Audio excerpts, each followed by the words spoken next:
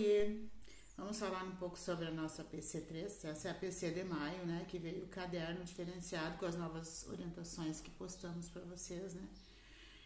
Então, ela tá, como vocês podem observar, misturada, né? Tem casamento aí com arte. Então, aqui nós temos a figura. Pede para você, primeira questão, observe o quadro de Keith Haring. Que cores predominam?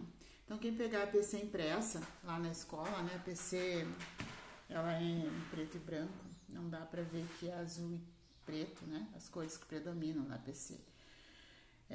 Aqui pelo vídeo já dá para ver, né? Que figuras ou que figura você vê pintada no quadro? Então, essa aí é a resposta, pessoal. O que você vê aí? O que parece para você?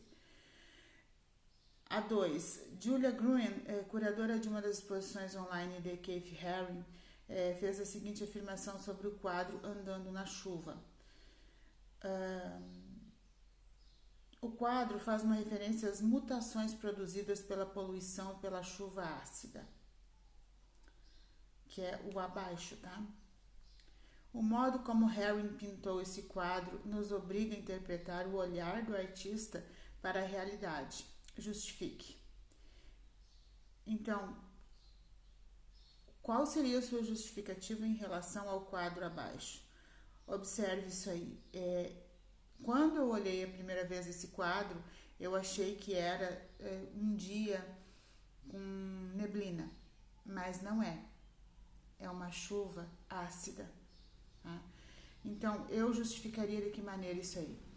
Que todo autor de uma obra de arte não precisa ser renomado. Se eu fizer uma obra de arte, para mim, se eu desenhar, eu sou aquela autora, eu sou a autora daquela obra de arte. Então, eu fiz aquela obra de arte, então, eu estou tentando, ou eu estou tentando, não, eu estou fazendo a representação da realidade, tá? Então, nessa obra de arte, ele está fazendo nada mais do que uma representação de uma realidade que ele está vivendo e que ele está vendo, tá? Então, você pode justificar mais do que isso que eu estou dizendo aqui, tá? O modo como Haring pintou esse quadro nos obriga a interpretar o olhar do artista para a realidade justifica. Tá, é o 3, foi o que eu já coloquei. O 4. A foto a seguir mostra o efeito da chuva ácida em uma floresta. Que elementos da foto você destacaria? Então, aqui, gente, eu tenho que ir bem com cuidado, senão eu desapareço da tela, tá? Então, aqui, ó, a chuva ácida. Vocês vão pesquisar aí o que significa, né, a chuva ácida. Dá para dar mais uma pesquisada. E quais são os estragos que ela faz, né? A foto a seguir mostra o efeito da chuva ácida em uma floresta. Que elementos da foto você destacaria? Então, vocês vão ter aí a resposta pessoal. O que vocês destacariam nessa foto? Então, eu destacaria que para mim parece um dia de neblina. Um lugar feio. Mas foi a chuva ácida que deixou o lugar feio, na verdade, né? Aí nós temos que ver o que acontece com essa chuva ácida, né? O que a chuva ácida, não é o que acontece com a chuva ácida, por que tem a chuva ácida e o que a chuva ácida causa na natureza, né? Olha a minha aula, o que ela vai resultar, né? Sem contar que ela deu essas obras de arte, né? E aí eu coloquei aqui uma pequena explicação, né? Tome nota. Define-se texto como algo que pode ser lido e interpretado, que propõe um sentido final, diferente do sentido de cada uma das partes ou elementos que constituem, que sugere ou revela uma intenção específica de seu criador. Quando falamos de texto, portanto, identificamos um uso da linguagem, verbal ou não verbal. Então, quer dizer, aquelas duas figuras que eu estou usando são textos, porém não verbal, mas são textos. Eu estou tentando me comunicar com vocês através de figuras, e essas figuras vão despertar em vocês uma certa interpretação, as quais vocês vão responder para mim não em forma não verbal, e sim em forma verbal, certo? Quando é não verbal, é só figura, elementos, né? Aí, quando é verbal, é só com palavras, tá? Quando falamos de texto, portanto, identificamos um uso de linguagem verbal e não verbal, como eu falei, né? Se alguém tiver alguma dúvida sobre esse assunto de linguagem verbal e não verbal, tá?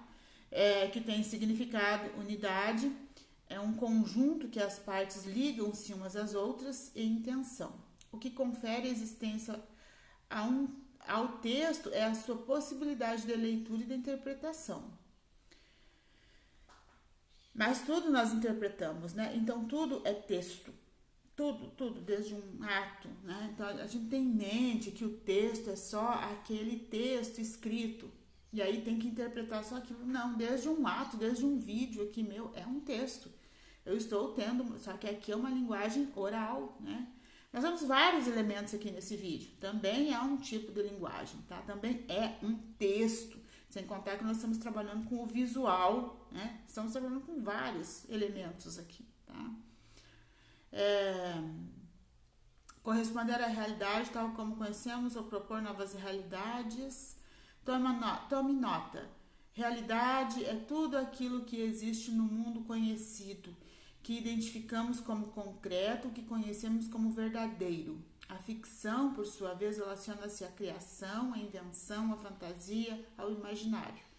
Nesse sentido, a ficção promove a construção de uma realidade para atender a um objetivo específico, promover a reflexão, encantar, criticar, divertir, etc. Os mundos ficcionais podem. Assim, toda obra de arte é uma representação da realidade, mesmo quando se ocupa de elementos em que podemos reconhecer o real. Arte ainda é representação. Observe este quadro de Arcimboldo, pintor italiano do século XVI. Olha só que lindo. Olha os elementos que ele usou, né? Então, aqui nesse quadro, eu vou fazer aqui uma pequena leitura para vocês dele, né? Então, no quadro reconhecemos os elementos do real, como frutas, folhas e os galhos e o tronco da árvore. O que se observa, porém, é que todos esses elementos da natureza foram organizados em uma composição concebida para que o conjunto se assemelhe ao rosto de um homem idoso, com a pele e os lábios enrugados. Trata-se de uma representação, porque a organização do quadro revela o olhar singular do artista, que escolheu um modo de representar elementos da natureza para causar determinada impressão no observador. O resultado dessa inusitada composição atrai o olhar e pode provocar uma reação inicial de espanto em quem a vê. Né? Então a gente olha assim, parece real, mas ele não é. O que é real ali? As frutas que foram usadas. Mas no momento ele parece uma pessoa idosa, né? Então aí está a explicação da minha PC, né? Observem quantas disciplinas nós usamos aí na minha PC, né? Vocês podem ficar à vontade para pesquisar mais. Qualquer dúvida, estou à disposição, tá? E vou colocar mais uma explicaçãozinha depois, tá?